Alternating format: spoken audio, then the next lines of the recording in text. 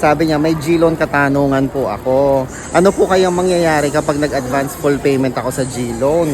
Alam niyo ba ang G-score niya? 648. O di ba promising? Ang taas ng G-score niya. Natatakot ako baka bumaba ang loan offer. Plano ko bayaran siya bukas. Lagi po sa paliit. Lagi po sa paliit ang offer sa akin.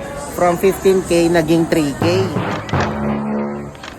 From 15K, naging 3K. Tapos bumaba pa nga daw yung 3K. Ayan, no, pinakita niya yung proof. Bukas pa po, try ko po ulit advance full payment na naman siya.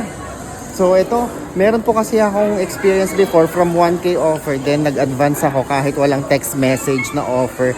Ay na-approve daw yung 15K niya. Umaasa daw siya na ma-offeran ulit ng 15K. Malaman daw bukas. Eto ka ngayon. Di nag full payment siya. Kanina